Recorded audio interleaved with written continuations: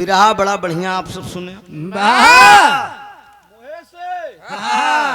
कहाँ से सुने बाबा? हस्तिनापुर के राजा शांतन मल्लाहे की बिटिया पर मोहित हो गए। सुरेंद्र यादव जी, मल्लाहे की बिटिया का नाम था जोजन गंधा। क्या बात है भैया? अब पिता का नाम था धीमर मल्लाह। ये पॉइंट आपने छोड़ दिया था। सबसे पहले नदी के किनारे धीमर मल्लाह की बेटी जिसका नाम था जोजन गंधा, 100 जोजन ले उगंधात रही।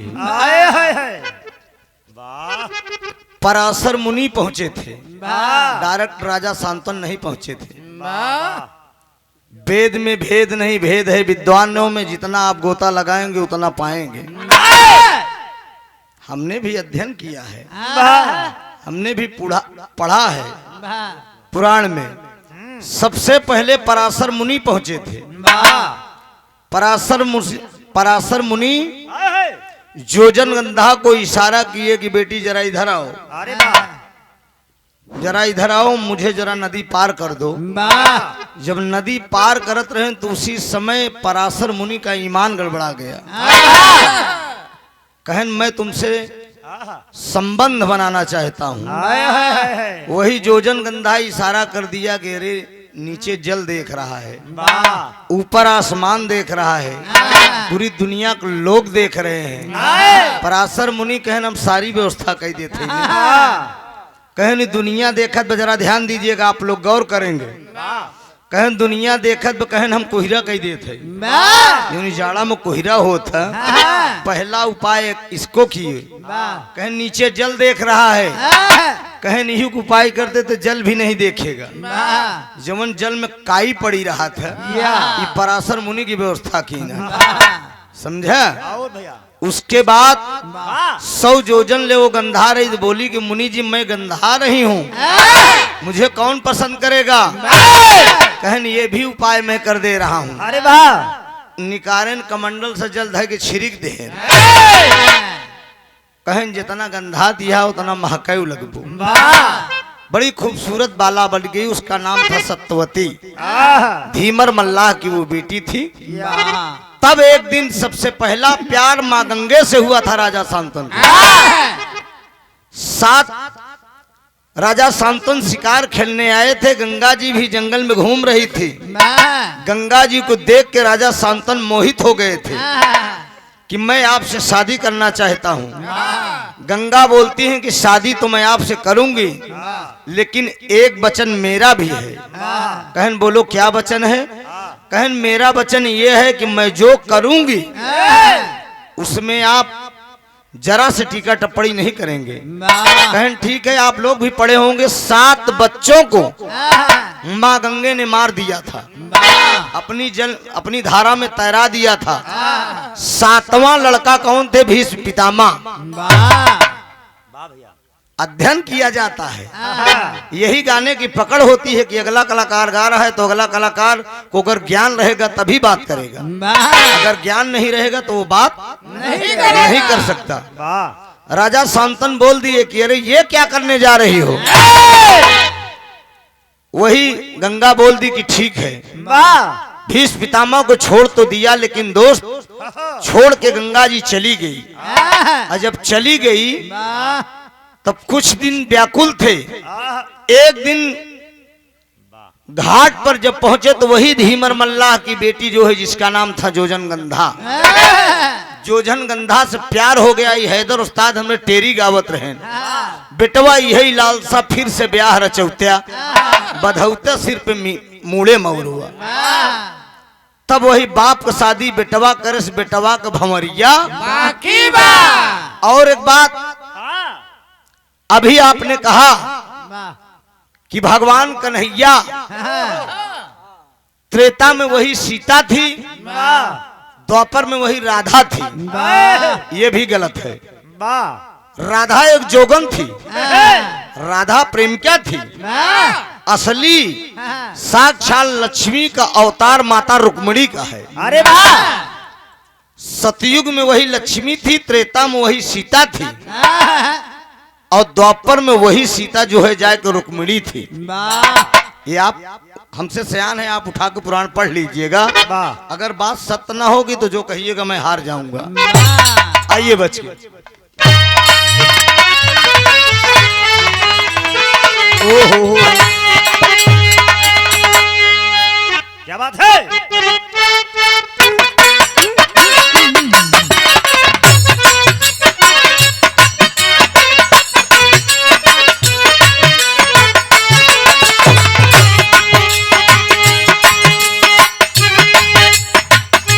क्या बात है। ओहो।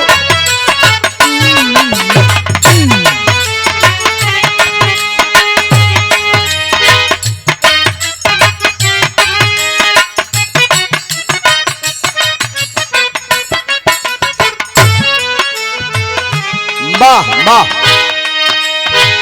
जिनकी तोहरे नामे दरबेन हो गई, जिनके तोहरे नामे तालमेल हो गए, जिनके तोहरे नामे तालमेल हो गए। कोनो दुल्हन अपने दुल्हा से वीडियो कॉल में बतला दे और कहले बा,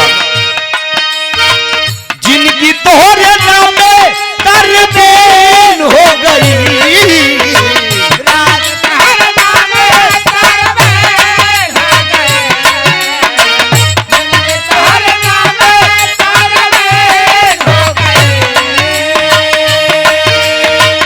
जिनकी तोहरे नामे दरबीन हो गई, ए राजा तोके देखले बड़ा देर हो गई, ए राजा तोके देखले बड़ा देर हो गई, ए राजा तोके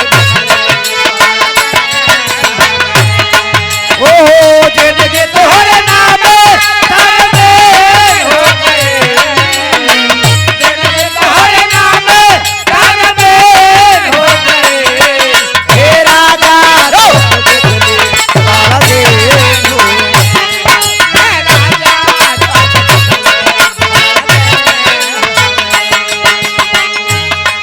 तोहर याद सतावता हमरा के मुआवता, तोहर याद सतावता हमरा के मुआवता, तोहरे याद सतावता हमरा के मुआवता।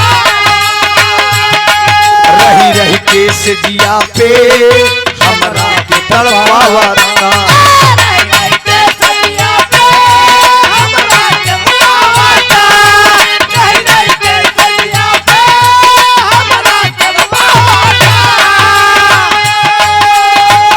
सोनवा के गहना सवतीन हो गई,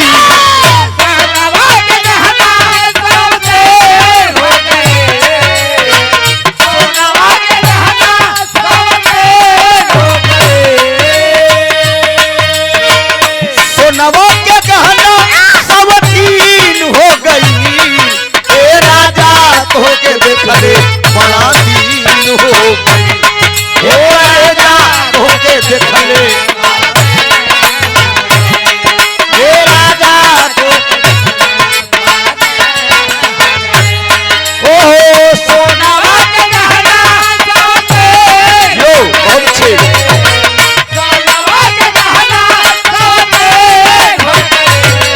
ए राजा तोके देखले बड़ा दीन हो गई, ए राजा तोके देखले बड़ा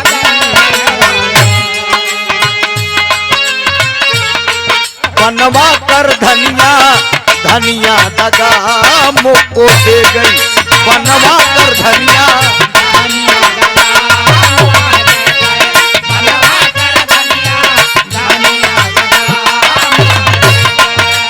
करके पेट हजारन मोह से,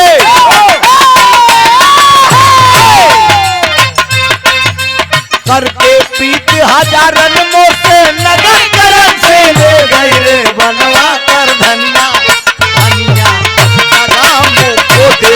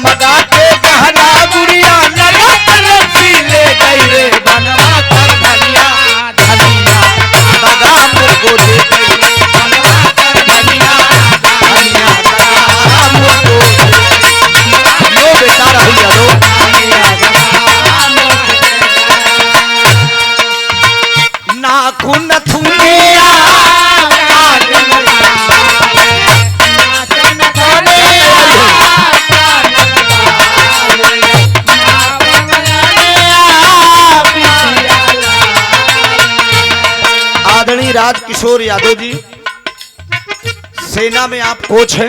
हल्का से भैया इसका लेवल और बढ़ा दीजिए इसका। हेलो हेलो, जैसे उधर बोल रहा था थोड़ा सा हेलो हेलो और दे दीजिएगा, भारी पन्ना हो। आपके कर कमलों द्वारा ये 201 रुपए का पुरस्कार और सुंदर पुष्पहार। हेलो महंगू सिपाही यादव जी, हड़बड़ाओ मत बेटा, आराम से बता के जाओ। ये सादर 101 रुपए का पुरस्कार।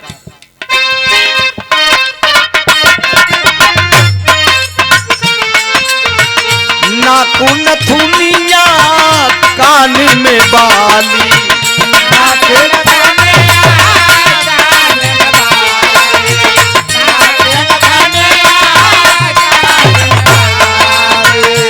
पाँव पयलिया बिदिया लाली, पाँव पयलिया बिदिया लाली, पाँव मगा मगा के गहना गुड़िया, मगा मगा के गहना गुड़िया लगा कर ले गए रे बनवा कर धनिया, धनिया मगा मुझको दे गई बनवा कर धनिया, धनिया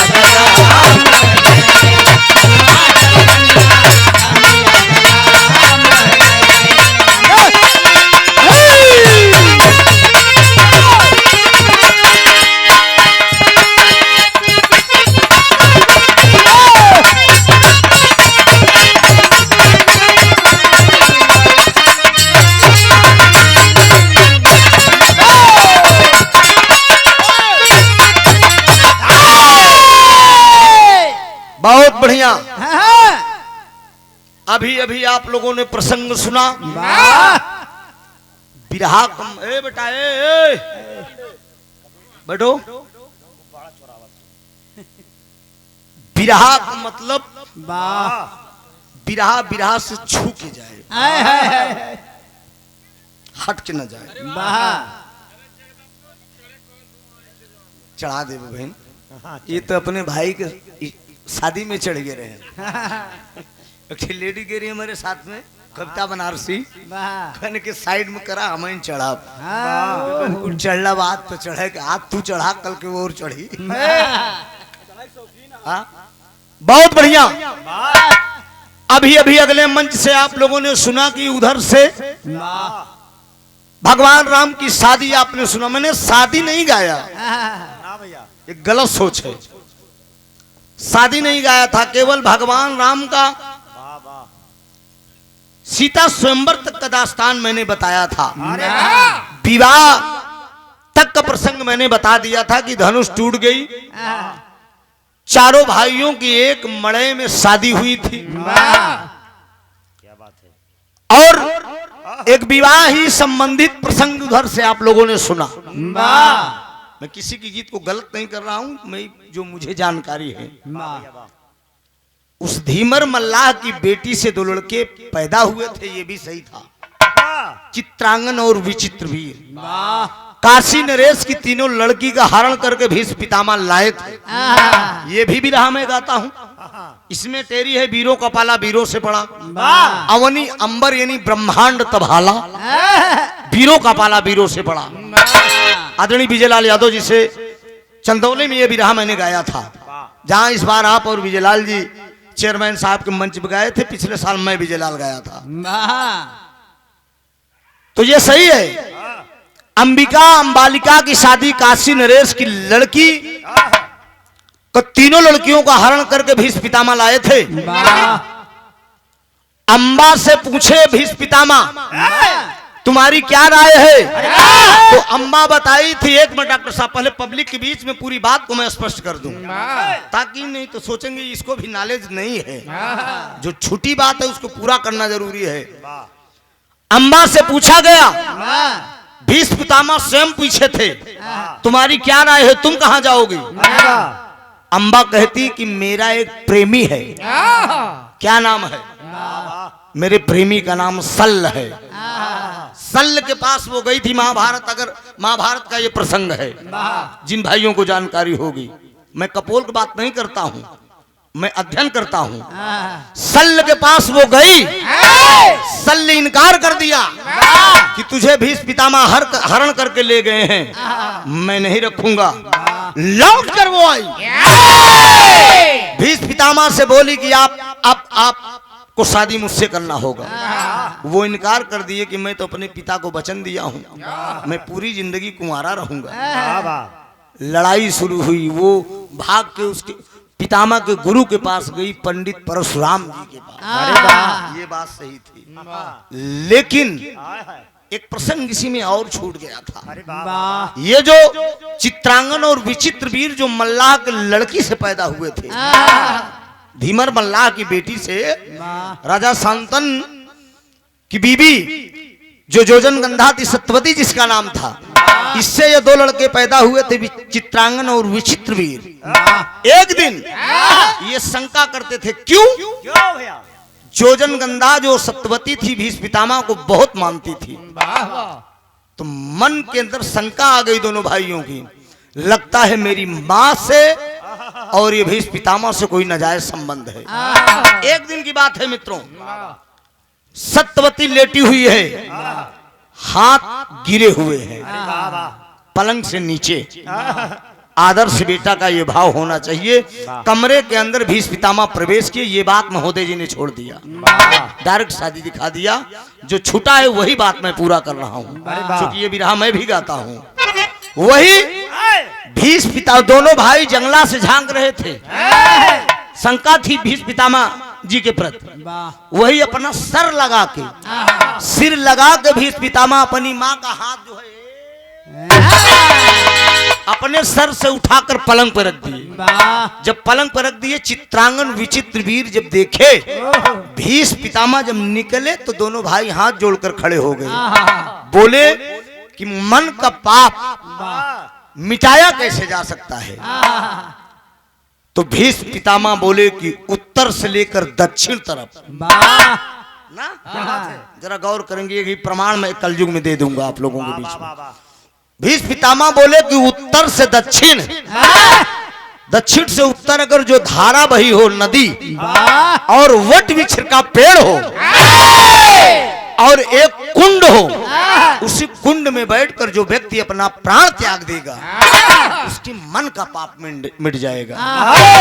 खोजते खोजते सारे जिले में खोजे चित्रांगन विचित्र वीर, कहीं नहीं मिला मित्रों। जाकर हमारे प्रयागराज में हमारे घर से केवल 5 किलोमीटर दूर उठाकर पुराण आप लोग पढ़ लेना, ये मिलेगा।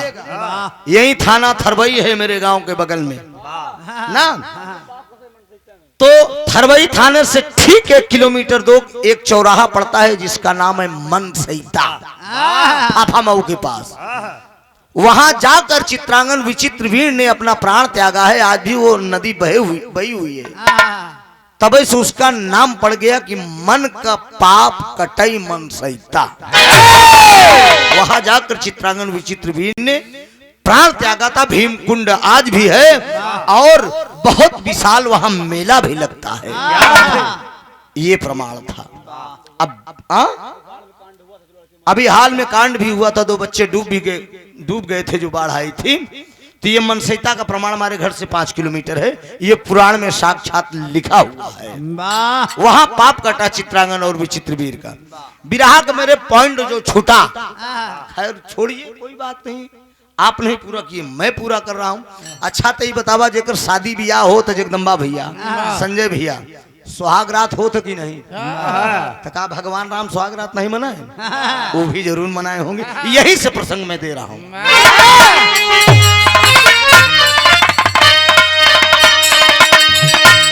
ओहो निपचन की प्रतिज्ञा भी पूरी हुई, शिव धनुष तोड़ा हंसकर श्री राम ने। ब्याह मंडप में विधिवत का हुआ, ताज नौबत बिहसती है सहनाइया। रो रो सखिया के अखिया के पखिया कहे, अब सताएगी हमको भी तन्हाइया।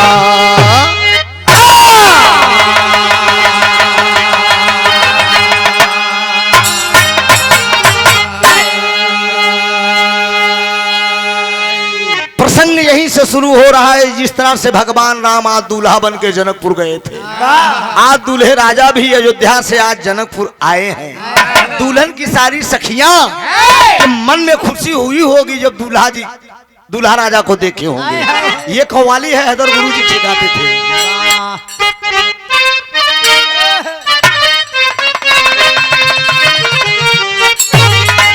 अरे तसल्ली, हम ज्यादा फुहरपन में गाना नहीं गाई, गाना जो भी गाता हूँ पकड़ के गाता हूँ कि तसल्ली इस तरह अक्सर, अरे तसल्ली इस तरह अक्सर मैं सुबह हो शाम लेता हूँ। तसल्ली इस तरह अक्सर मैं सुबह हो शाम लेता हूँ। तसल्ली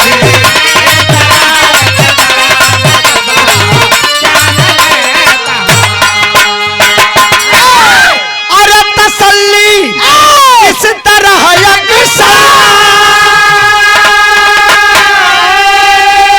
अरे मैं सुबह हो शाम लेता हूँ, मैं सुबह हो शाम लेता हूँ। मदीना याद आता है, मदीना याद आता है तो दिल को थाम लेता हूँ। मदीना याद आता है तो दिल को थाम लेता हूँ। ये हैदर ने खाना खुला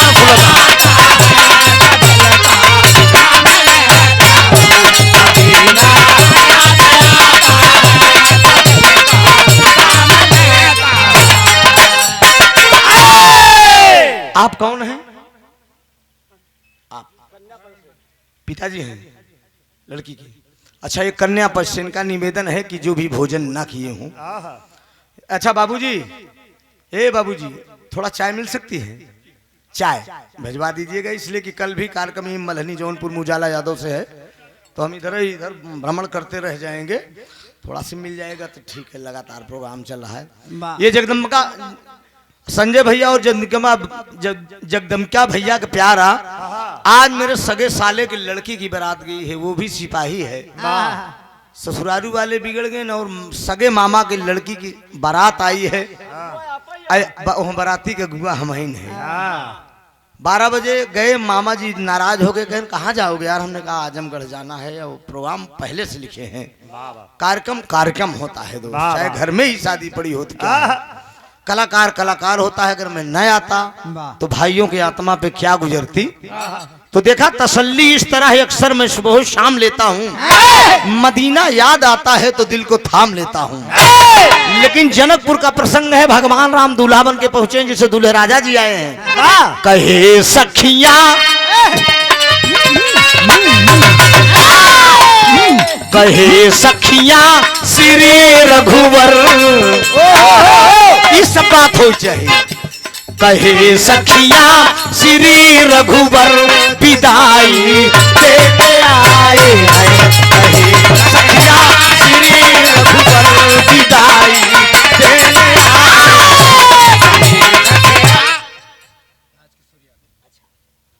राजकिशोर यादव जी 100 भाई, अब इनकर ज्यादा संपर्की यहाँ तो सब उठाए 500 ठेल दे। हम तो पहली भाई मारी है तो दूज मनाई परिचित है, संजय और जगदम क्या।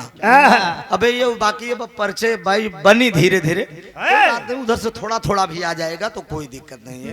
हमें कोई वैसे सयान है भाई, इनकर कुछ ढेर जान संपर्की भी लोग हैं, तो कुछ शर्मात अगर हमें 100 दे ही तो 500 देवे करें कि भाई प्रधान को देना कम ठीक नहीं है। तो ऐसा मत करिएगा, क्योंकि YouTube लगा है, चैनल लगा है, जाकर लोग देखेंगे देश दुनिया में कि यार इलाहाबाद वाले के साथ कुछ पक्षपात बराती कई दिन का 100 रुपया मेरे लिए कोई फर्क नहीं मिलेगा, तो फिर कोई दिक्कत नहीं, कोई नाराजगी नहीं है। हाँ बिल्कुल, धन्यवाद। चाय पिला दीजिएगा बस। कहे सखियां श्री रघुवर, कहे सखियां श्री रघुवर विदाई देने आए हैं। कहे सखियां श्री रघुवर विदाई देने आए। यहाँ पे एकदम सही हो राहुल यादव।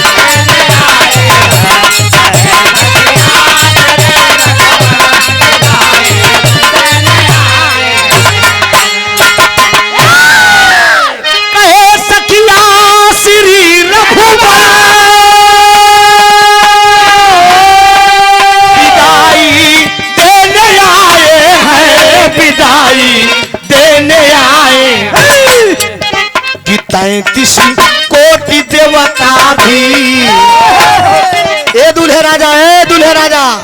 अरे यार बतलवावा ना, दुल्हा का संगी साथी बतलवावा ना भैया। तनी के देखा तोहार उपमा हम भगवान राम से करत है। हाँ, भगवान राम से उपाधि आपकी हो रही है। कितना देवी देवता बधाई देकर दे तो आई है कि 33 कोटि देवता भी, कि 33 कोटि देवता भी बधाई देने आए हैं। 33 कोटि देवता भी बधाई देने आए हैं।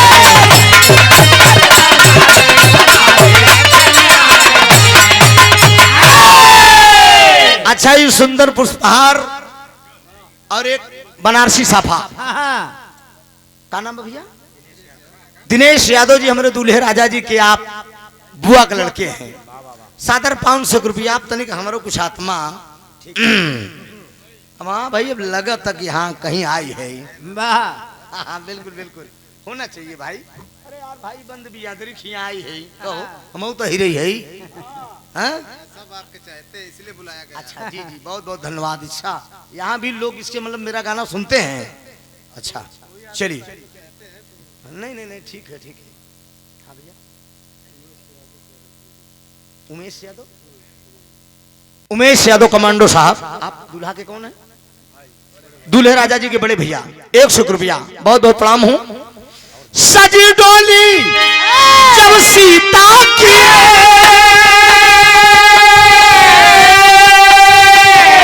एकदम दुल्हन भी बाबूजी, डॉक्टर साहब, एकदम दुल्हन भी एकदम सीता जैसी सजी है दोस्त।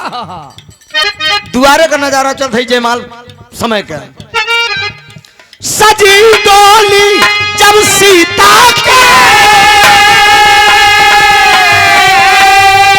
सहनाई मुंह ने खोला है, सहनाई मुंह ने खोला। अरे बिटिया का बाप सदियों गरीब हो था दोस्त। जनक जी, जनक जी, जनक रे, जनक जी अति मगन होकर, सवेरे तोहार सास रानी यही कहीं चुरौधा डाई दे और कहीं मेहमान हमको दे लाए बिटवा नहीं है। जनक जी अति मगन होकर, जनक जी अति मगन होकर विदाई देने आए। जनक जी अति मगन होकर विदाई देने आए हैं। जनक जी अति मगन होकर विदाई।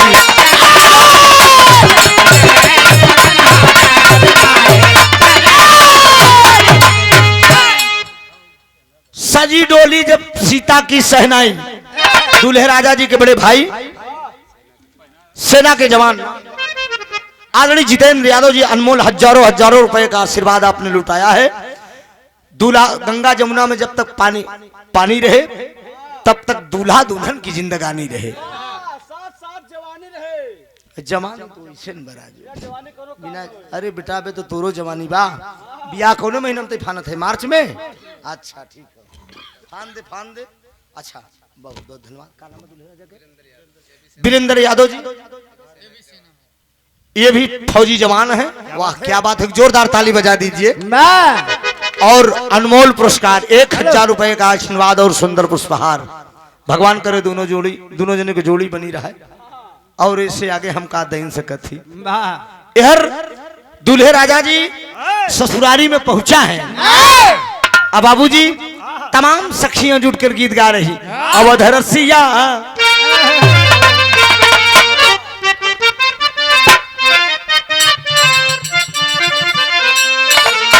ये गा रही हैं। अवध रसिया तो है जाए न देबै, अवध रसिया तो है जाए न देबै।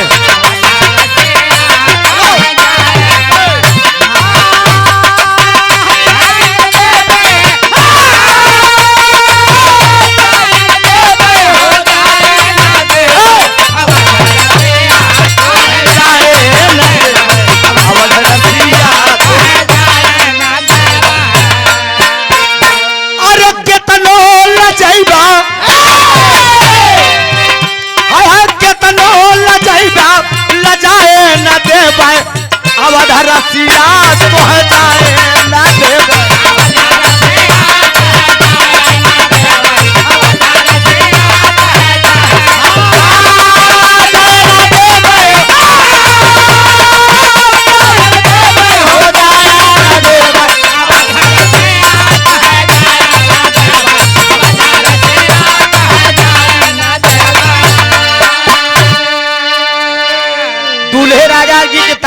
इष्ट मित्र साथी संगति हितनाथ भाई बंधु सब लोग मिलकर अनमोल पुरस्कार दिए और लुटाए भी। ये खुशी में कि रउआ के पौवा से खुश भइली गौवा, रउआ के पौवा से खुश भइली गौवा। अरे कोहबर में तोहके, अरे कोहबर लजाए न देबै अवध रसिया तोहके।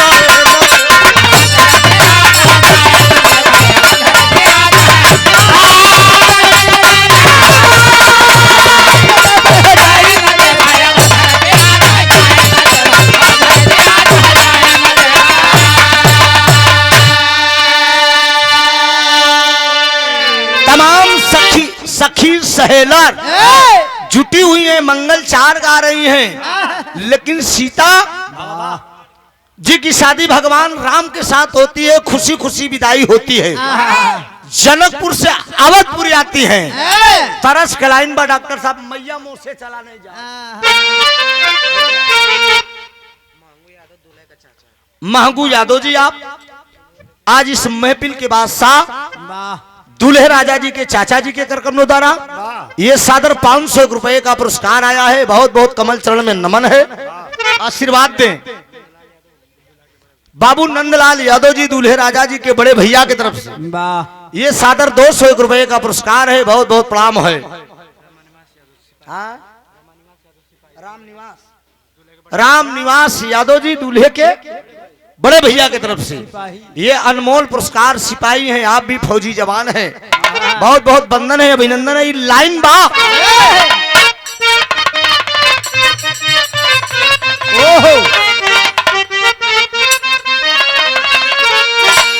अरे मैया मोर से, अरे मैया मोर से चला नहीं जाऊं दूर तोर मंदिरवा, मैया मोर से चला नहीं जाऊं तोर मंदिरवा, मैया मोर से चला नहीं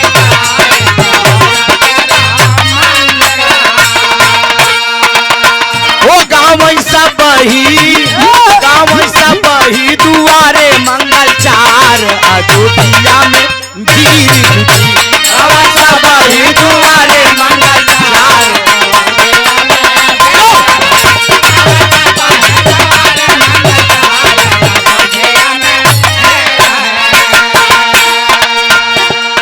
दुल्हन करें दिखाई सब ही गई सिया कोहबर में रामा,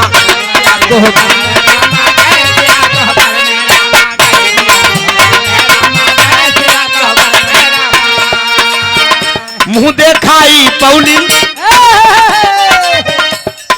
दुल्हन करें दिखाई सब ही गई सिया कोहबर में रामा।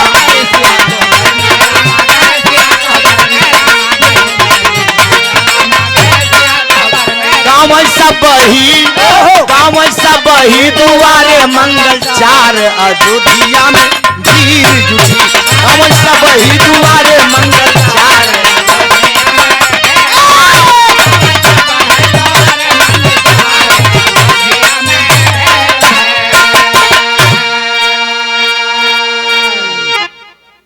माता सीता जनकपुर से अवधपुर जा चुकी हैं, जैसे कल दुल्हन मैके से ससुराल जाएगी।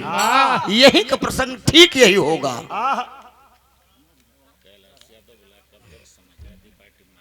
माननीय कैलाश यादव ब्लॉक अध्यक्ष, कहां से?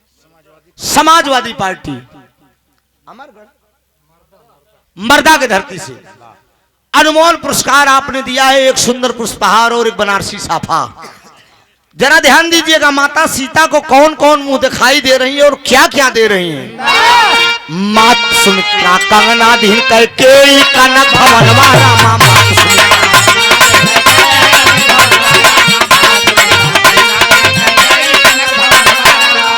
राजा दशरथ जी, राजा दशरथ जी दिए मनिहार अयोध्या में भीड़ जुटी, राजा दशरथ जी दिए मनिहार अयोध्या में भीड़ जुटी।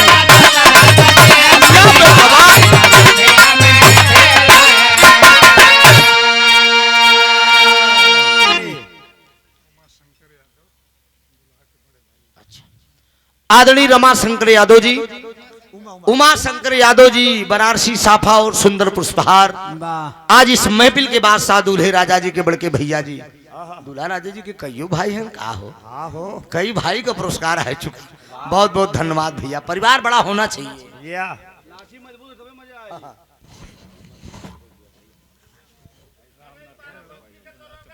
आहा, रामनाथ यादव जी ये भी दुल्हा के बड़े भाई हैं। अरे वाह क्या बात है। दरोगा जी, दरोगा, अरे तो दरोगा जी हैं। अरे यार तो 200 क्यों थमाए। अरे यार ऐसा ऐसा आप लोग हिसाब से निकल जा रहे हैं। 12 में आप पोस्टेड है ना, कार्यरत हैं। और ये बड़े दरोगा साहब ने 201 रुपए दिया है। 500 अभी बाद में देंगे। हाँ भाई विपरीत है, थोड़ा लहान कम बैठ रहा है, कम हिसाब लग रहा है। अच्छा अच्छा, आदरणीय रामबली यादव जी 20 साल से लगातार आप ग्राम प्रधान रहे हैं और अब भी है ना।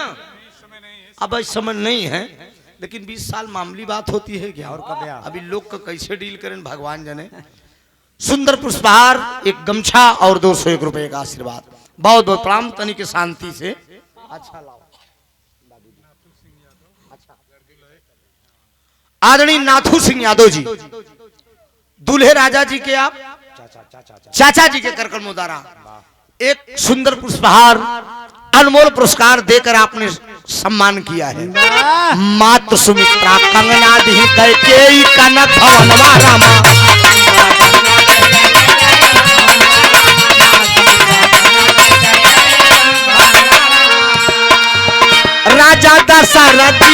राजा दशरथ दिए मनिहार अयोध्या में वीर जुटी। राजा दशरथ दिए मनिहार अयोध्या में वीर।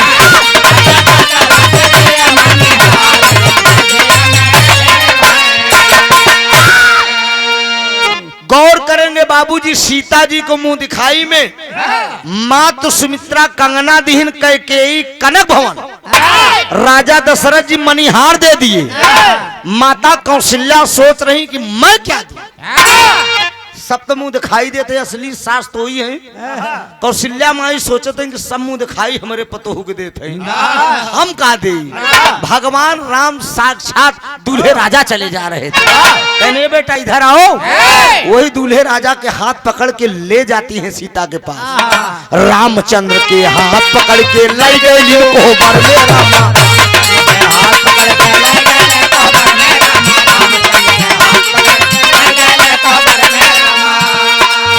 मुंह देखाई पौली ने, मुंह देखाई पौले से ढोरा ले लार अयोध्या में वीर जुटी। मुंह देखाई पौली से ढोरा ले लार अयोध्या में वीर।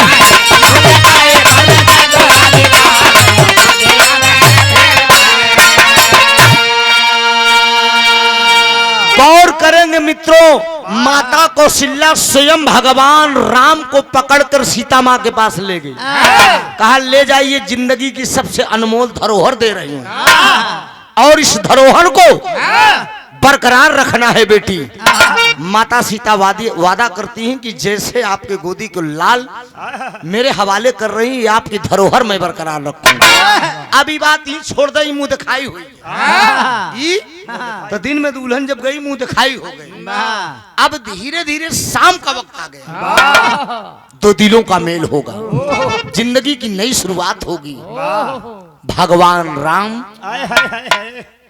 एकदम धीमे कदम से माता सीता सुलहो श्रृंगार करके बैठी हुई है।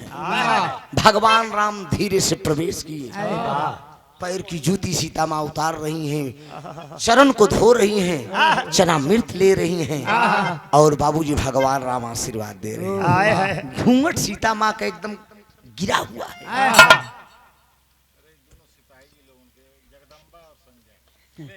आदरणीय जगदम्बा दे देंगे। जगदम्बा यादव जी जिला अम्बेडकर नगर से, इनके भाई की शादी में मैं गाने गया था। भैया और संजय यादव जी गाजीपुर से, दूल्हे राजा जी के आप भी भाई हैं। चाचा हैं दोनों लोग। अरे वाह क्या बात है। अरे वाह। ये अनमोल पुरस्कार दोनों भाइयों की तरफ से आया है। बड़ा प्यार था संजय भैया का। कहन विरहा गाना है। हमने कहा किसके साथ? कहन माननीय महोदय जी। हमने कहा चलिए पहली मुलाकात भी है विजय लाल जी से और ओम प्रकाश वगैरह और हर कलाकार से 10-10 प्रोग्राम 20-20 प्रोग्राम हो गए। आप ही बचे थे, आपसे भी बुढ़ौती में मुलाकात हो गई। हाँ बेटवा यही लालसा फिर से ब्याह रचौता बधौता सिर पे मूड़े मगरुआ। चित्सारी में भगवान राम धीरे से प्रवेश कर गए। माता सीता घूंघट काढ़ी है और भगवान राम इशारा कर दिए जानकी घूंघट खोलो। माई सीता इनकार करते कि ना पिया ना, ये घूंघट ऐसे न खुली। तब कैसे खुली?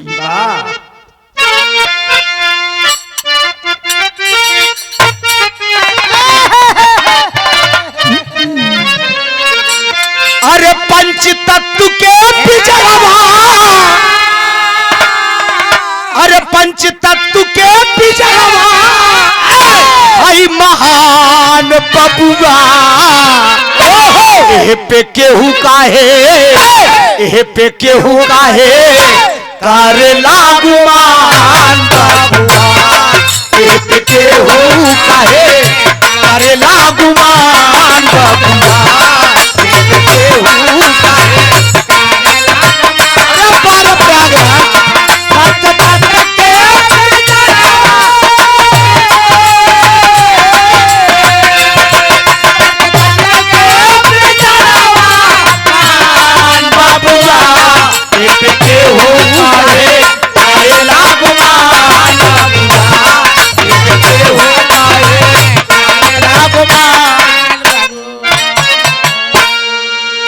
लाइन को समझते हुए आप आदरणीय राजकिशोर यादव जी सेना कमांडर हैं, आप सेना कोच हैं।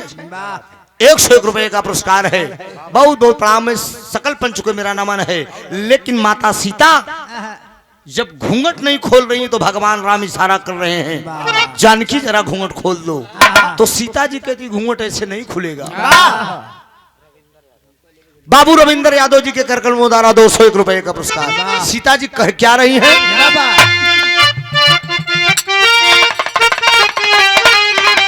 कि हम तोहरे चरनिया, हम तोहरे चरनिया कया धूल सजना। मुँह देखैया में, मुँह देखैया में, मुँह देखैया में। हाँ ये है बेटा, ये है। एक कौ बाव मरबे तुरंत चाचा तुरंत जान जाइए का जान ले। अरे कर हम पीएचडी कह चुका है बेटवा, कहाँ से कौन कटेगा जान जाऊंगा। कि मुँह देखैया में लियावा एक फूल सजना।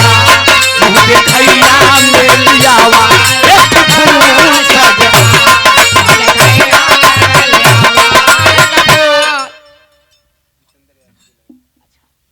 आदरणीय जितेंद्र यादव जी दूल्हे राजा जी के बड़के भैया की तरफ से ये 201 रुपए का पुरस्कार है। बहुत बहुत प्रणाम हो, आशीर्वाद की परीक्षा। माता सीता कह रही हैं एक ऐसा फूल ले आइए मुंह दिखाई में, हमें एक फूल चाहिए। भगवान राम कह रहे हैं कि जानकी अरे मैं आपका पति हूँ, कैसा फूल आपको चाहिए? जरा फूल बताओ कि कैसा फूल चाहिए। जरा गौर करिएगा कौन सा फूल चाहिए। कि चमन फूल तो का देखे, चमन फूल तो का देखे करे ना प्रणाम हो। चमन फूल तो का देखे करे ना प्रणाम हो। चमन फूल तो का देखे करे ना प्रणाम हो।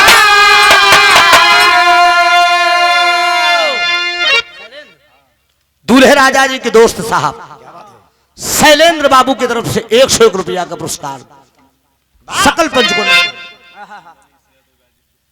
आदरणीय मनीष यादव गाजीपुर से यह 201 रुपये का पुरस्कार है। बहुत बहुत सकल पंच को मेरा नमन है, आशीर्वाद की परीक्षा है। कि चमन फूल तो का देखे करई ना प्रणाम हो। चमन फूल तो का देखे करई ना प्रणाम हो। चमन फूल तो का देखे करई ना प्रणाम हो। उहई फूल बगिया से, उहई फूल बगिया से यावा सुख धाम हो।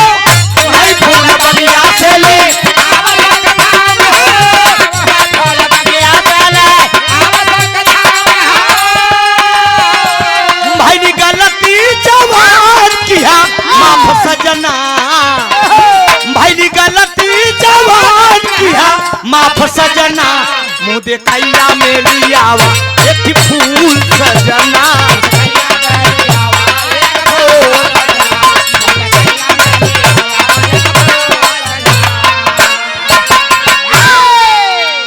ए पिया हमका ऐरा गैरा फूल न चाहिए, हमका वो फूल चाहिए जवन फूल आपको देख कर नतमस्तक न करे। भगवान राम को क्रोध आ गया, सिपाही भैया भगवान राम को क्रोध आ गया, मैं दुनिया का मालिक हूँ, कौन सा ऐसा फूल है जिसकी हिम्मत है मुझे देख कर नतमस्तक नहीं होगा। अरे बाप रे बाप, धनुष बाण भगवान राम उठा लिए, लक्ष्मण को बुलाए, तेरी का भाव है।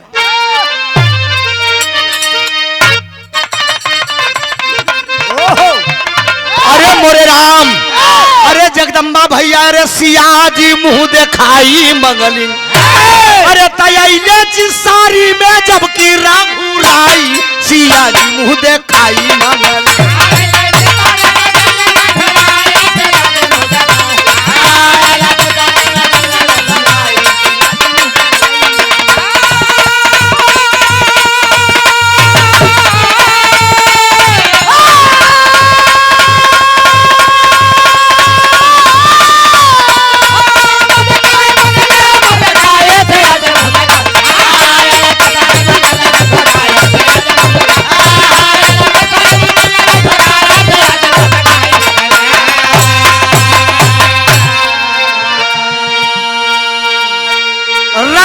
रामचंद्र जी बैठे सोच रहे हैं बाबू मनमान,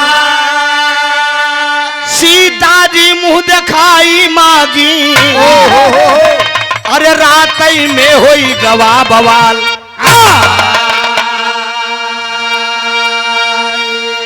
भगवान राम से जानकी मुंह दिखाई मांग लिया, हमें वो मुंह दिखाई चाहिए, फूल चाहिए, अब वो फूल चाहिए जो फूल आपको देख नतमस्तक न हो, नमस्कार न करे, पैलगी न करे। रथ पर सज गए बाबूजी, रथ पर सज के भगवान पुरुषोत्तम मर्यादा राम सुहाग रात नहीं मनाए, निकल के चल दिए, कहा मैं आपके कदमों में फूल बिखेर दूंगा। जानकी क्या समझती हो तुम? और जब चल देहन बाबूजी तो लक्ष्मण बगल में खड़ा है, लक्ष्मण कहा था कि भौजी कोनो लगार बात कह दे, तभी भैया निकल के चल देहन, नहीं निकल के जाते नोते। अरे बाप रे बाप, रथ बाबूजी जंगल में पहुंचा, रथ जंगल में पहुंचा, भगवान राम रथ से उतर गए, उतर के एकदम पैदल यात्रा कर रहे हैं, पैदल यात्रा कर रहे हैं, जौने फूले के बगिया में जात हैं, जमन फूल के पेड़ देखा तो भगवान राम कैसे झुक जात बा। अरे बारे दुनिया का मालिक प्रभु आपका दर्शन हो गया। बाबूजी राम सोचते हैं कि बताइए जानकी कैसा फूल मांगी, अरे जानकी कैसी फूल मांगी है, कौनो फूल की हिम्मत बा? सब मुझे नमस्कार कर रहे हैं। ए बाबूजी धीरे से हुए वाल्मीकि गुरु को कुटिया रही, वाल्मीकि जी को कुटिया रही, और जानकी मुँह दिखाई मांगे हैं, वही वाल्मीकि कुटिया के बगले फूल लगा बगिया बा, फूले के बगिया बा, वही में भगवान राम प्रवेश किए। तो बाबूजी पूरा डाली का पूरा फूले के पेड़ एकदम झुक झुक के इसे नमस्कार करते हैं। कुछ दूरी जब आगे बढ़े, एक ही कनखी में 2 फूल लगा रहे, संजय भैया, एक ही कनखी में 2 फूल लगे। भगवान राम के जब उन्हान देखे एकदम और ऐसे बर्रा जा, एकदम ऐसे ऐठा चला जा। भगवान राम कहन बस बस बस यही है, जानकी यही फूल मांगी है। वही बाबूजी करते क्या है, भगवान राम वही 2 फूल लगावे कई कनखी में, एक फूल उठा के से तोड़ लिए, और जब एक फूल तोड़ लिए तो माया भगवान का देखे, ईश्वर की माया देखे दो, बच्चे का शीश हाथ में आ गया और धड़ नीचे गिर गया, रक्त की धारा बह रही है। अरे बाप रे, एक ही डाली का फूल ललकारत बा, ए श्रीमान जी, अरे बाप रे भाई, भगवान राम करें तर्ज है, अरे छोटा सा नजराना,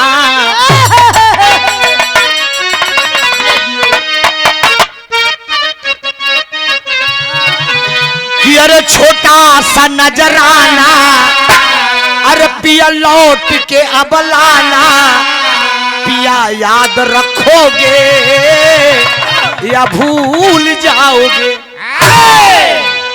लेकिन भगवान राम तो डाली का फूल ललकारत गया बहादुर, तू हमारे भाई को मार डाया तो बेमौत मारे जाओगे। भगवान राम कहता है कि बेटा बाप बच्चे हो या भी कल के, अरे बेटा बाप बच्चे हो या भी कल के, अरे कच्चे हो तुम अकल के, अरे बच्चे हो या भी कल के, अरे बेटवा कच्चे हो तुम अकल के, आए हो यूं उछल के बोलो जम के लड़ोगे या भाग जाओगे, बोलो जम के लड़ोगे या भाग जाओगे, बोलो जम के लड़ोगे या भाग जाओगे, बोलो जम के लड़ोगे या भाग जाओगे, हो तुम अकल के, आए हो यूं उछल के बोलो जम के लड़ोगे या भाग जाओगे, बोलो जम के लड़ोगे या भाग जाओगे। ब्रजेश यादव जी दूल्हे राजा जी के दोस्त साहब, ये 101 रुपया का पुरस्कार डाली का फूल का कहत बा। बच्चे नहीं समझो हम बाप तुम्हारे, बच्चे नहीं समझो हम बाप तुम्हारे, बच्चे नहीं समझो हम बाप तुम्हारे, अल्लाह है तो आ जाओ बाप दुलारे, अल्लाह है तो आ जाओ मैया के दुलारे, अल्लाह है तो आ जाओ मैया के दुलारे। रनवा में मैं तो अकेला, रनवा में मैं तो अकेला, मैया के गोदी में खेला, बातें नहीं बनाओ जाओ, बातें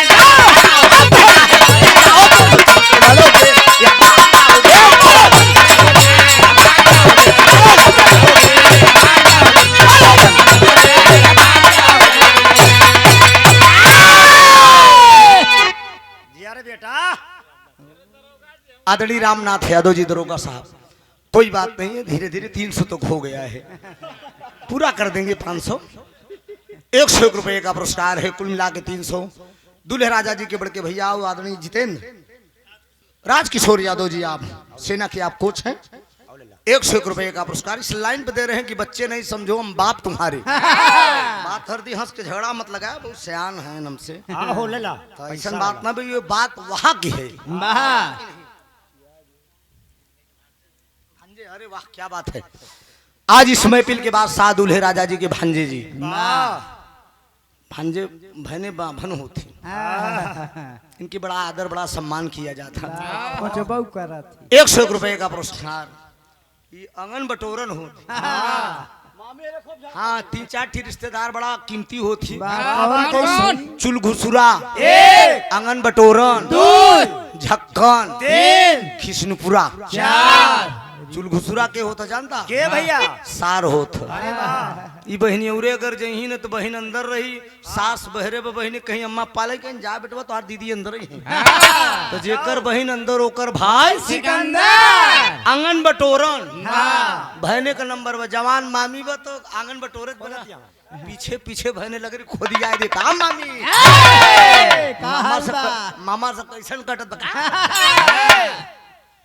मतलब आंगन बटोरन झक्कन संधि होती, ये संधियाने जो ही तो चाहे कितनो दांत उचरा रहा है, ताजिन दाढ़ी बनवही का जान ले, और निगास पूरे यार मार संधिनिया नहीं देखा, एक बार संधि चाहे बुढ़िए रहा घूम उठाए के अगर ऐसे देख ली ना, तन बुढ़ा होता है मन थोड़ी क्यों बुढ़ा होता है, मन कभी नहीं बुढ़ा होता है, कितना चाहे चुचू की जाए इंसान, लेकिन हेरा कहे चोर चोरी से जाए, हेरा फेरी से जाए, लेकिन इसको करीब में करो यार, कभी हेरा फेरी नहीं जाएगी। देखिए डाली का फूल ललकार रहा है भगवान राम को, राम करेंगे बच्चे हो अभी कल के बेमौत मारे जाओगे, कहा बेटवा अबई का देला बाट्याना, आए हाय प्रयागराज का खाटी भाव बा, कहा अबई गदेला बाटना ए बच्चा अबई गदेला बाटना सही ना पाऊ बिहारे ले रे ला अबई गदेला बाटना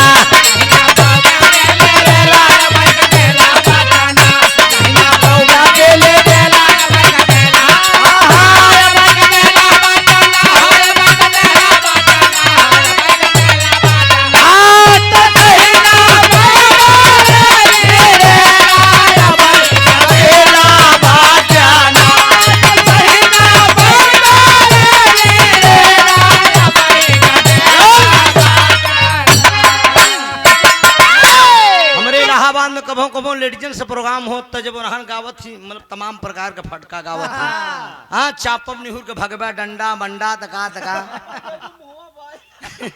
एक लेडीज से एक लड़का से बिरहा होत रहा कुछ गाय दे एक लड़का खड़ा में कहा चापत देबू मुहवा बाई हाँ अब तू जान न पायू ना हाँ और लहरी उस्ताद हमारे यहाँ कभों कभों गाते थे लेडीजन से हाय हाय अबई भतरा सिनबा ट्यूका अरे अबई भतरा सिनबा ट्यूका घूम के आयु मथुरा काशी तू भतरा सिनबा ट्यूका ए मुन्ना राजा होश में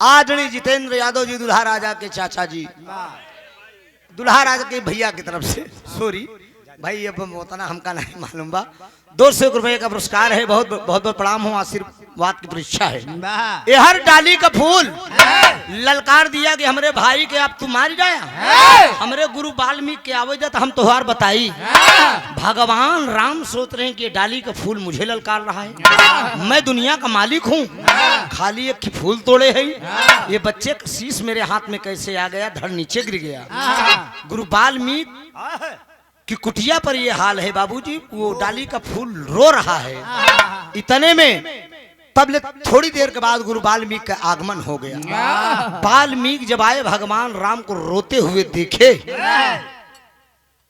तो भगवान राम गुरु वाल्मीकि को प्रणाम किया डाली का फूल पूछ रहा है कि श्रीमान जी को आप क्या गुरुजी जानते हैं कहन हाँ बेटा मैं जानता हूँ कहन ये कौन है कहन ये तो हाँ ये आपके पिताजी हैं अरे बाप रे बाबे कवा डाली का फूल सोचे थे कि हमारे पिता है ने गुरुजी क्या बोल रहे हैं आप ये मेरे पिता हैं कहन हाँ बेटा ये आपके पिताजी हैं तोहरे कहे भैया के तोहरे माता जी याद करे अरे बाप रे बाप अब भगवान मतलब वाल्मीकि जी कह रहे हैं कि तोहरे माता कि तोहरे माता पिता के धन्यवाद तोहरे माता पिता के धन्यवाद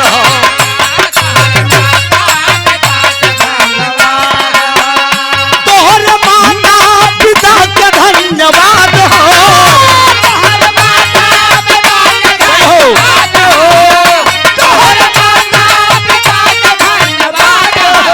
भाग्यवान तोहरे जैसन औलाद हो तोहरे माता पिता के धन्यवाद या बेटा बारा हुआ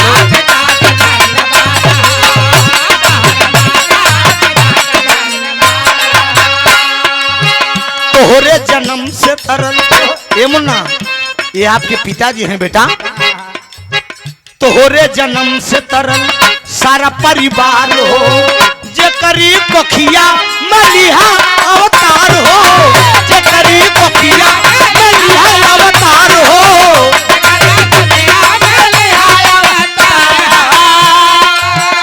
भाग्यवान तोहरे जैसन औलाद हो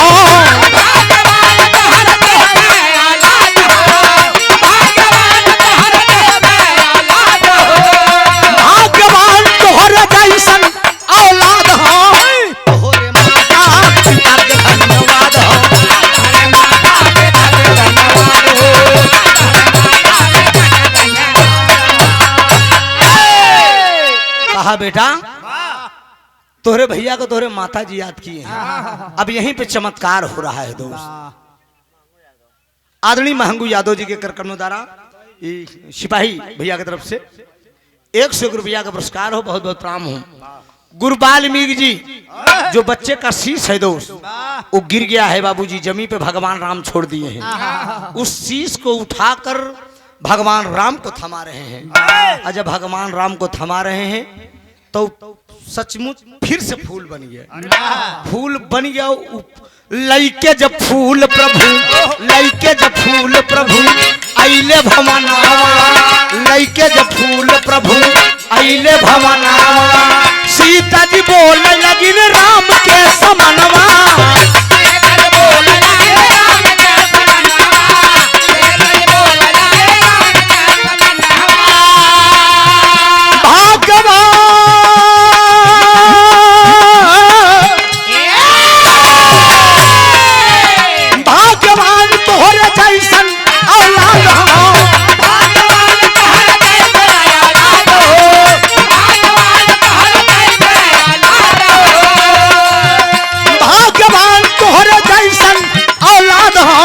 तोरे माता पिता के धन्यवाद हो।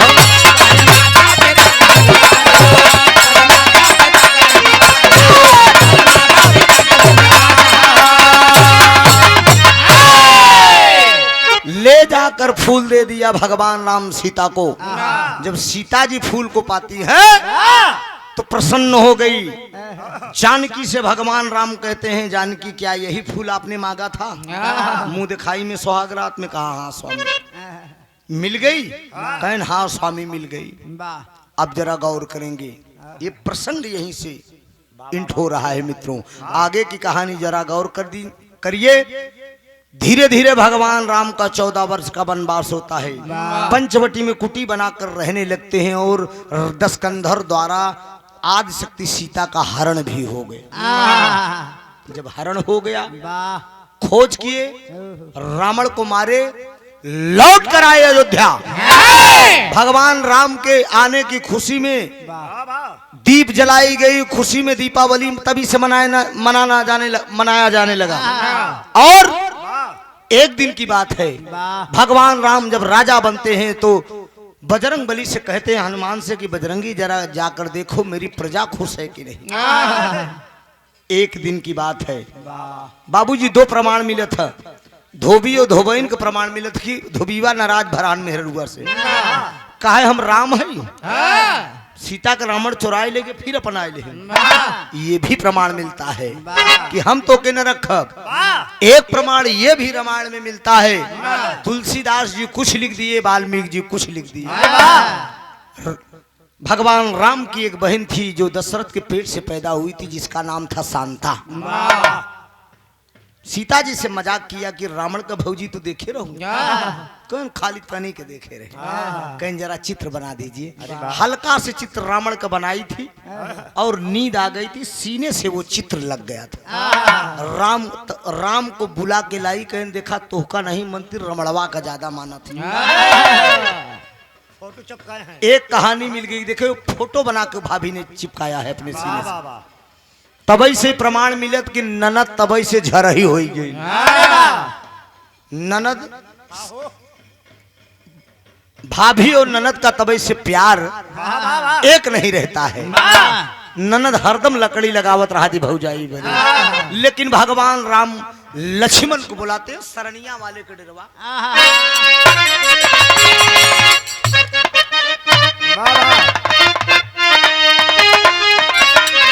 वही बाबूजी भगवान राम बुलाते हैं लक्ष्मण जी को और कहते के हैं एक लाइन कर देव कि सरनिया वाले का अरे डेरावा,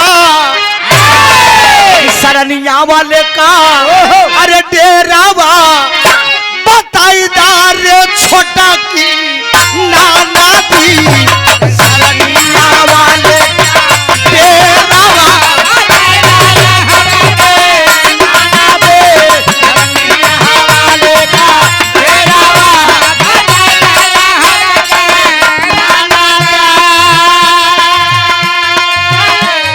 गौर करेंगे बाबूजी भगवान राम अपने लक्ष्मण से क्या करें, अपने भाई से।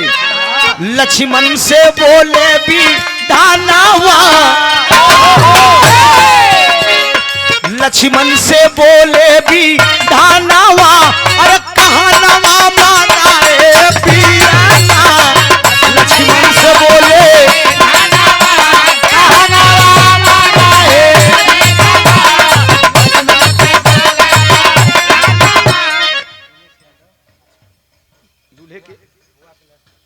आदरणीय दिनेश यादव जी, दूल्हे राजा जी के बुआ के लड़के हैं आप। आपके करकमों द्वारा ये सादर 201 रुपए का पुरस्कार आया है। सकल पंच को मेरा नमन है, बहुत बहुत प्रणाम हो, आशीर्वाद की परीक्षा है। क्या कहते हैं भगवान राम? लखनलाल से बोल पड़े हैं गुरतैयब रघुराई हो।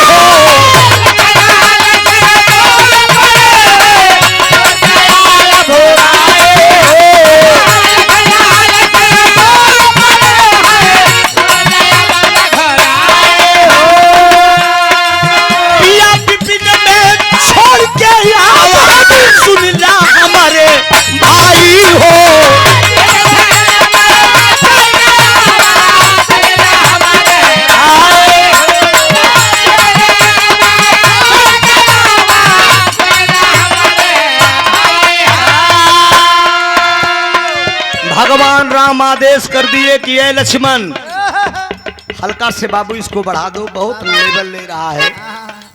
हालो हालो हालो हालो और हल्का से मार दो। हाँ हालो हालो हालो हालो। ए लक्ष्मण, एक काम करना है आपकी भाभी के साथ, सीता जी को रस सजा कर ले जाओ, जंगल में छोड़कर चले जाओ। कहा क्यों छोड़ के आऊं? कहा अगर प्रजा नहीं खुश है तो मुझे सीता जी को रखना उचित नहीं है। लेकिन एक काम करना है आपको, बिया बिपिनी में छोड़ के आवा, सुनिला हमारे भाई हो।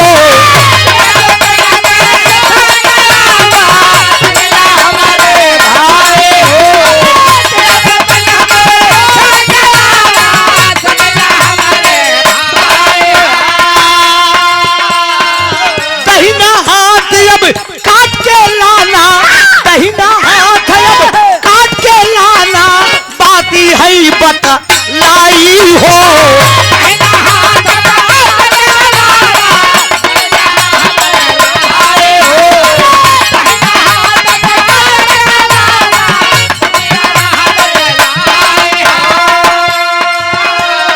लक्ष्मण जी सोचे अपने मानवा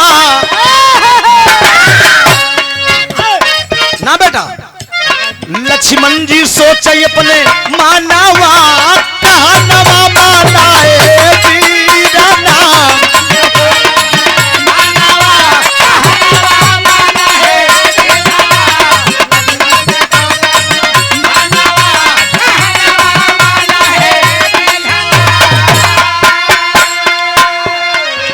गौर करेंगे मेरे मुकद्दर के मालिक, विरहा को सुनने वाले श्रोता बंधु। भगवान राम कहते हैं कि अपनी भाभी को जंगल में छोड़ के आना, लेकिन गौर करेंगे उस समय की बात है बाबूजी, माँ सीता गर्भवती थी, पेट में बच्चा था। जाओ लक्ष्मण, जंगल में ले जाकर छोड़ देना, और छोड़ने के बाद एक काम करना है, दाहिना हाथ काट के तुझे लेकर आना है। रथ के ऊपर बैठ गए हैं, रथ के ऊपर बैठ गए हैं, सुनिला हमारे भाई हो। सुनिला हमारे भाई हो।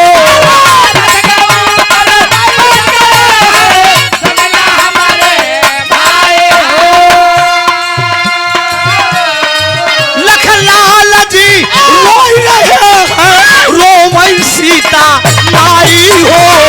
लखनलाल जी रोई रहे हैं, रोमई सीता माई हो।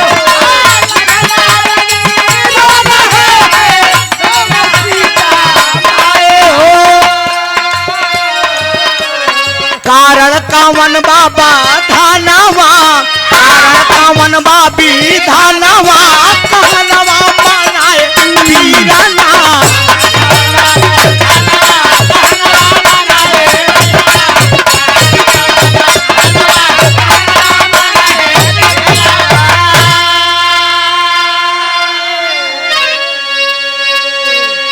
गौर करेंगे बाबूजी, लक्ष्मण जी के झर झर झर आंसू गिर रहे हैं, माता सीता भी रो रही हैं। कारण पूछ रहे हैं कि कौन सा कारण, क्यों रो रहे हो?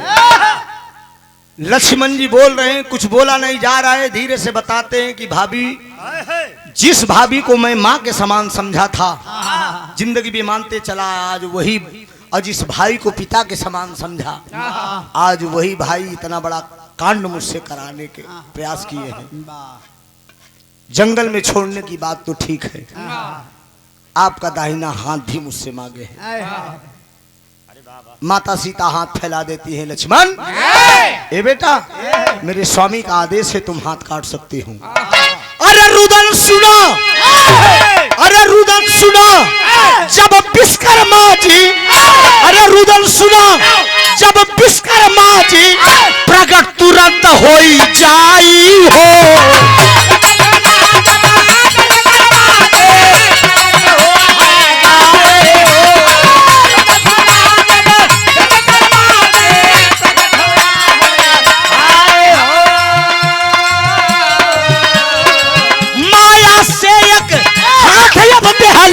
सुनीला बाबू बनाई हो।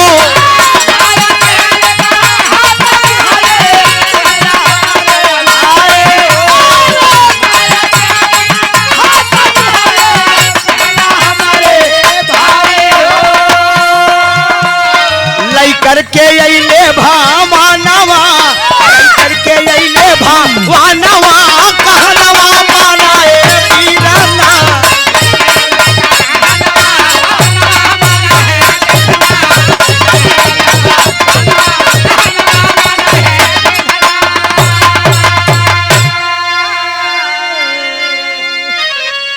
ए बाबूजी, बेटा राहुल, गौर कर देंगे बाबूजी, समझ रहे हैं हम अंदर से सब। हर भगवान विश्वकर्मा जी प्रकट हुए, वन में प्रकट हुए, माता सीता और लक्ष्मण जी को रोते हुए देखे।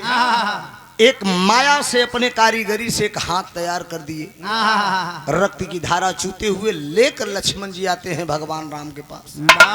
दे दिए कि मैंने अपना वादा पूरा किया। लेकिन जब हाथ तो दिए, लेकिन भगवान राम से लक्ष्मण जी कह रहे हैं एक बात कि भैया, आज तक जिंदगी में मैंने आपसे कुछ नहीं मांगा है, लेकिन अब एक चीज मांगने चल रहा हूं। भगवान राम बोले कि क्या मांगना चाहते हो? अंतरा, वह अंतरा। लखनलाल जी बोल पड़े हैं, तुरंत अब सुना भाई हो। अरे बड़ों का कहना छोटका मां नहीं, बेदई है बता।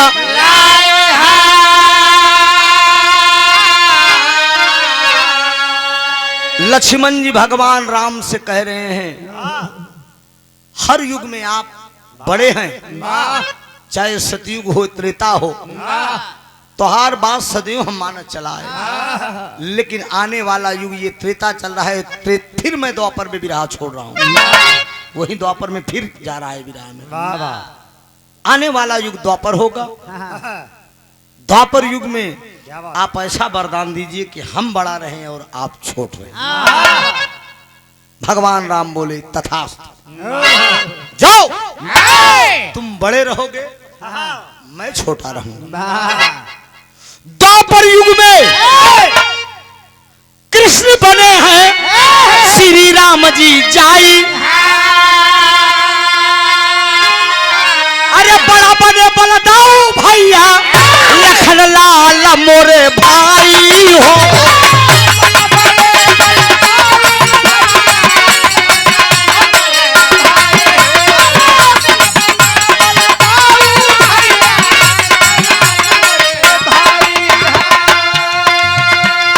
द्वापर का रहल समाइया, द्वापर का भैले आवानवा, कहनवा मानाए पीराना। द्वापर का भैले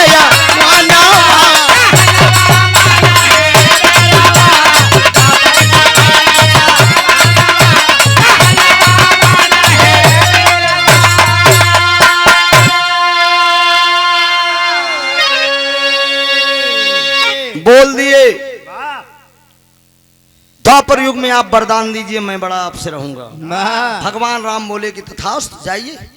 वही भगवान राम कृष्ण में छोट और लक्ष्मण जी बलदाऊ हुए, वो कृष्ण जी से बड़े हुए। अब आगे की बात यहीं से मैं छोड़ रहा हूं। स्वामी गीता अनंत अनंत भय भुल्लुर तद्धिहे कोतारी। और इसी गीत के बाद बड़ा प्यार लोगों का मिल रहा है। एक गीत हमारे सिपाही जगदम्बा भैया एक गीत अपने मुखारबिंद से गाएंगे हमारे मंच पे। भैया हमारे पगौबा को उनके के पे ये पढ़ा ले बना, ठीक है कोई बात आई। तो हर सब सदा सधावा बना। स्वामी गीता अनंत भय भुल्लुर तद्धिहे कोतारी। राम आधार हैदर अली जुगनू गुरु अनिल की बाबली।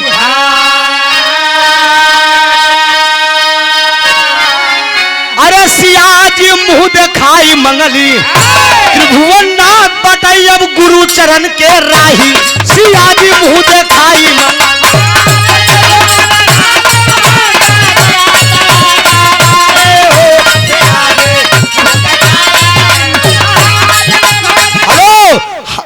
राजा हो तो है कैसे मनाई, रहा हो तो है कैसे मनाई, राजाऊ हो तो है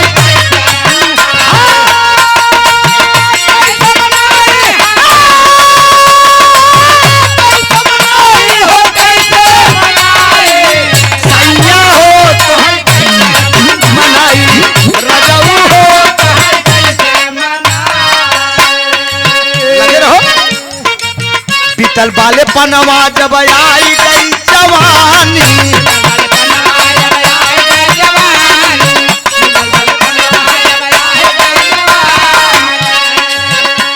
अरे रही रही के रही रही के रही रही के रही रही के रही रही के सजिए पल्ले अंगड़ाई। अरे रही रही के सजिए पल्ले अंगड़ाई। सैया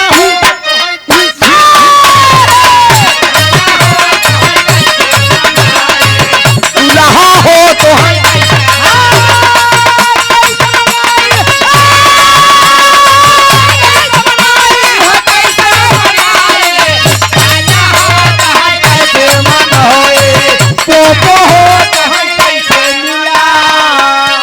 आदरणीय संजय यादव के सबसे बड़े भाई अशोक यादव, आप भी सिपाही हैं। अच्छा संजय भैया सिपाही हैं। 200 रुपया का पुरस्कार। नाच के बड़ा शौकीन हुआ, उधरों से चुनरी उनरी उड़ाए के एकदम नचवाए देला। अपनी कुछ क्वालिटी मेहरारू बनब कम पसंद करी थी। हम मर्द है तो मर्द ही रहना चाहते हैं, नहीं बनना चाहते। अपनी कुछ क्वालिटी है, हल्का सा थिरिक मार देंगे अलग बात है। लेकिन हमको ढेर लोग कहें तू छक्का बन जा, ही बन जा। देखला तो खाली वो ओढ़ के हम तनिक चुनरी चाहे जो इधर उधर कह देते और ज्यादा फालतू नहीं। दोनों सहेली बिल्कुल नवेली, जैसे चंदा चकोरी पूछो नहाली का। दोनों सहेली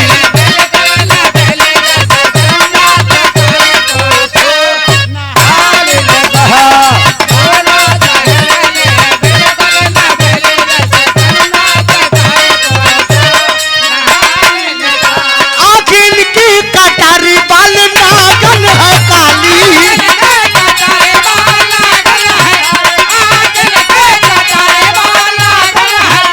गोरे गोरे अनार जैसा है गालिन का। दोनों सहेली बिल्कुल नवेली, जैसे चंदा चकोरी पूछो नहालिन का। चंदा चकोरी पूछो नहालिन का।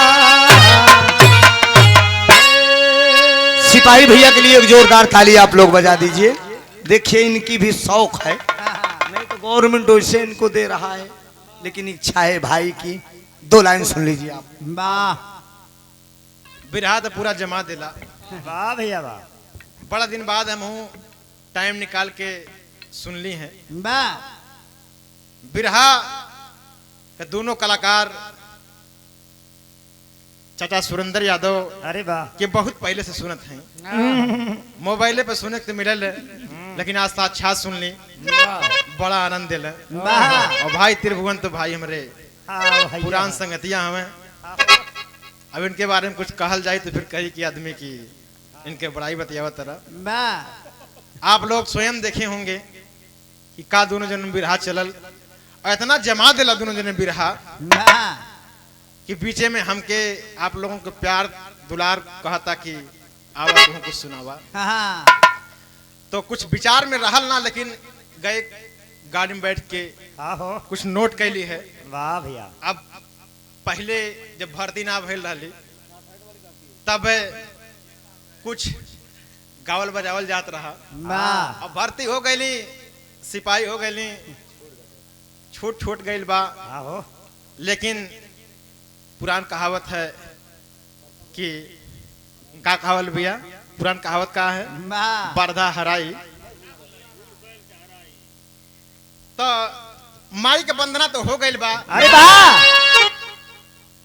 हम 2 लाइन सिर्फ माई के वंदना गीत के प्रारंभ करके वाह और एगो गीत छोट से गाई। वाह नमो नमो बिंदेश्वरी, नमो नमो जगदम्बे,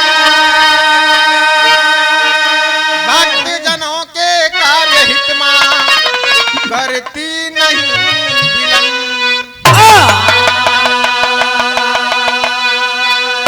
जय जय माता सरस्वती, जय जय माँ सुखदायिनी,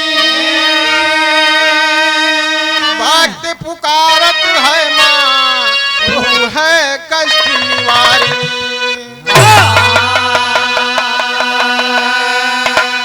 राम झरों के बैठ कर सब कर लहरा ले, जैसी जे कर चाकरी ताको भौरा ले।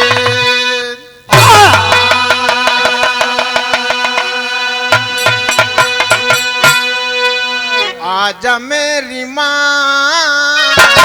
आजा मेरी माँ, आजा मेरी माँ, आजा मेरी माँ, आजा मेरी माँ, आजा मेरी माँ।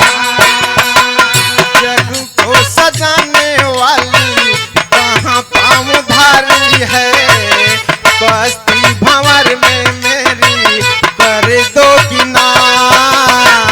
आजा मेरी माँ, आजा मेरी माँ, आजा मेरी माँ, आजा मेरी माँ। जितेंद्र आर्मी जोन हमारे भाई देश की सेवा रक्षा करता रहे बॉर्डर पे, पावन पुरस्कार देते हुए आई पुरस्कार हमार जो पुरस्कार मिलल बा कुल त्रिभुवन भैया पुरस्कार है। वाह। त्रिभुवन भैया तो पुरस्कार रखा ही।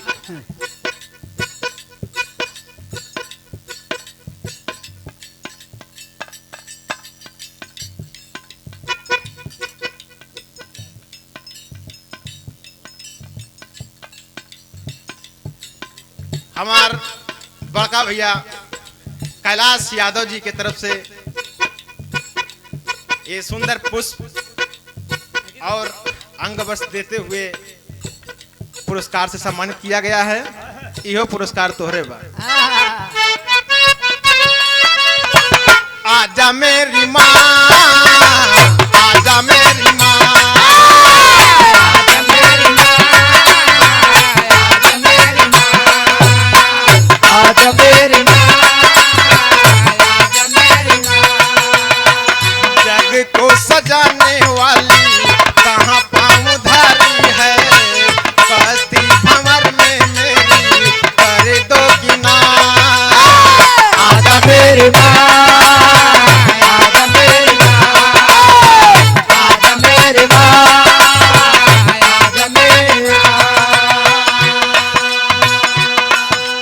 ए भैया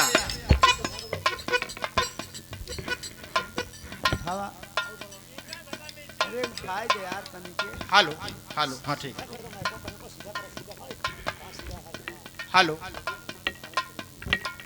हेलो बस मिला लहो, आवाज मिला ल हमार साउंड मास्टर। ठीक है ठीक है, ठीक चलता। आप लोग भगवान राम जी के विवाह गीत गए। प्रधान जी हमरे कहता रहे बहुत देर से, भगवान राम का नाम तो ले बटा शादी करा दे तारा, भगवान शिव का नाम ना लेकर के शादी करावता। तो उही में से कुछ गीत गौने बा। अरे राम लखना जब आए महल में हो,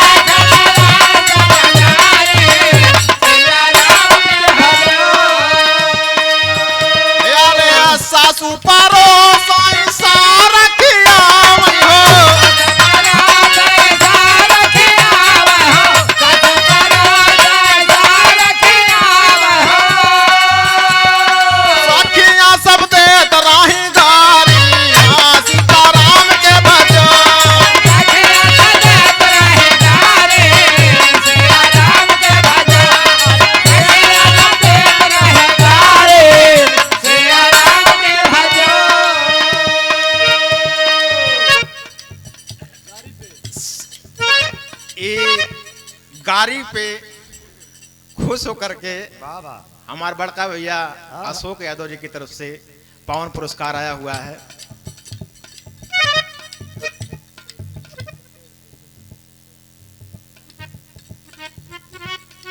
ये 100 रुपए प्रधान जी, सबसे प्यारे प्रधान जी राम बली यादव जी की तरफ से 100 रुपया, और नाथू सिंह यादव जी की तरफ से 100 रुपया, और अशोक यादव जी की तरफ से 100 रुपये का पावन पुरस्कार आया इस गीत गौने पर गाड़ी पर।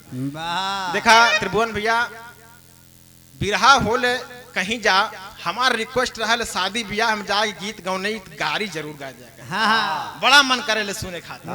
पहला इनाम पकड़।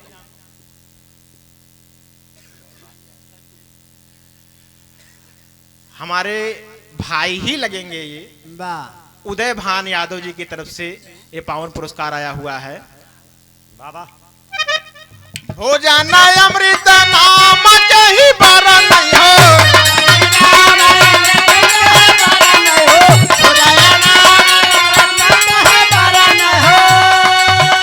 और दाल भात तरकारी सीताराम के बचो,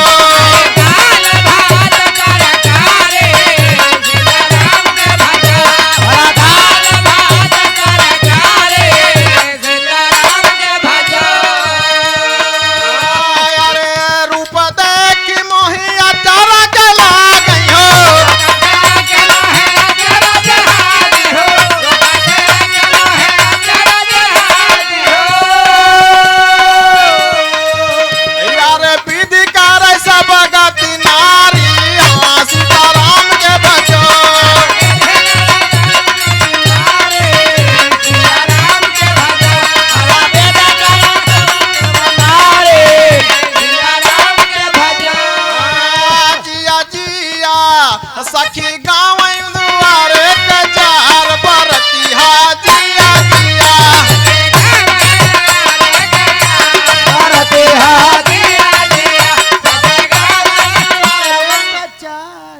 देखा गीत गौनई होत बा, आ तबे न देखा गिरता ऐसे गिरावा जिया जिया, और सखी गाँव दुआरे कचार बरतिहा जिया जिया,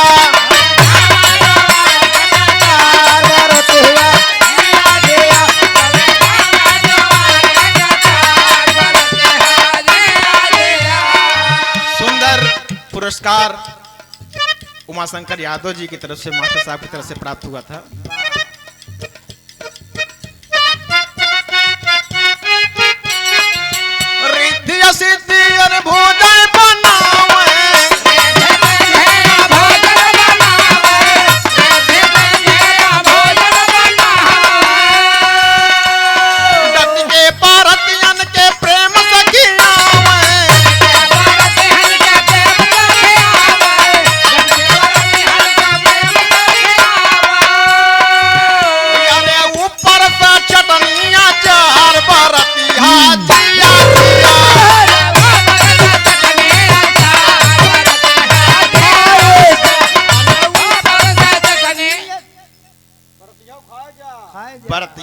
गाना गारी पावत हैं। खुशी हुई दादा राम कैलाश ये गीत के गाँव है और कहाँ है गारी और देसी घी एक सोहारी। बारात में अगर ना मिलल तो मजा ना आवेला। हमारे नंदू भैया की तरफ से पावन पुरस्कार आयल बाटे। अरे रिद्धि और सिद्धि सबई भोजन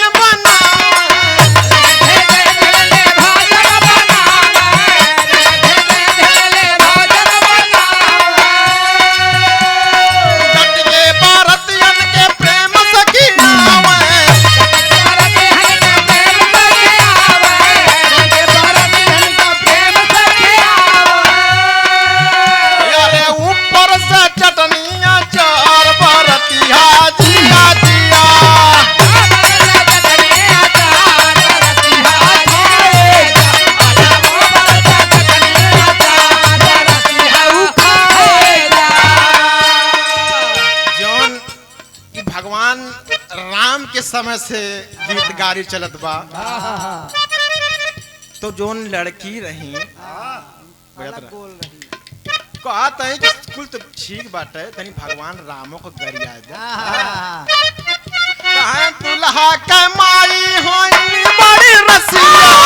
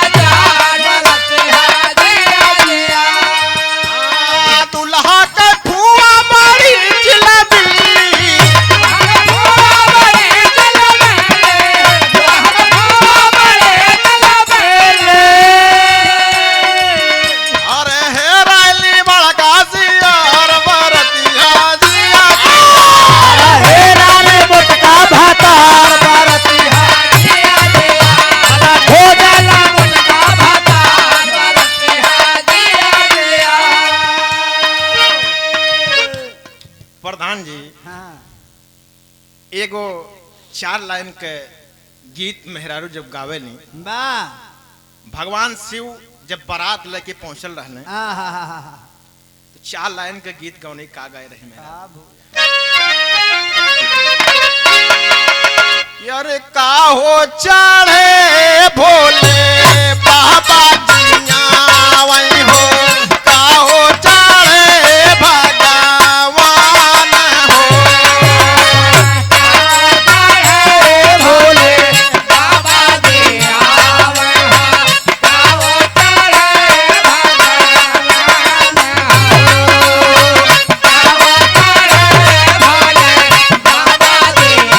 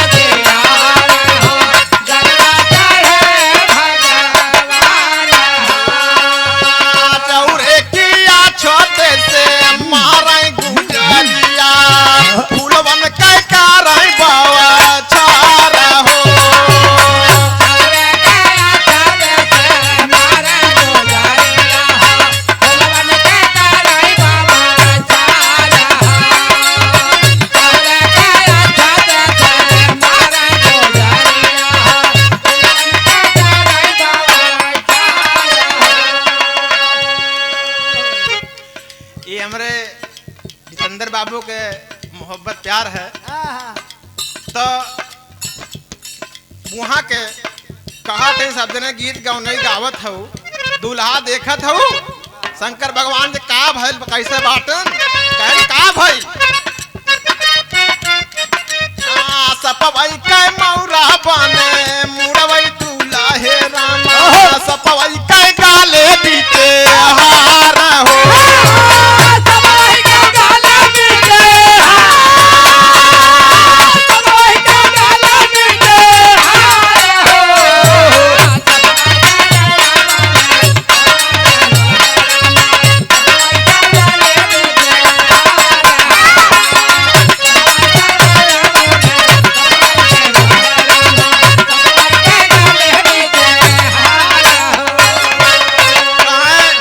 कि फूल जैसन बिटिया राजा हिमांचल के कहाँ दूल्हा कितना खराब मिला कहाँ का भर कहाँ दुल्हन के लायक नहीं मिलल दूल्हा गोया हो गई जोड़िया बेकार हो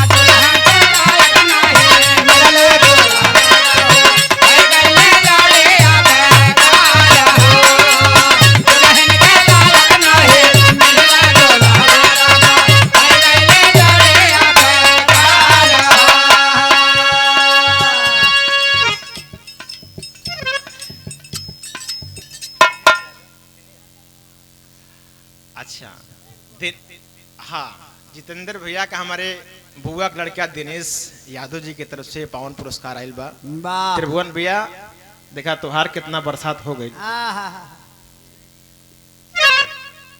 आइए एक और छोटी सी गीत है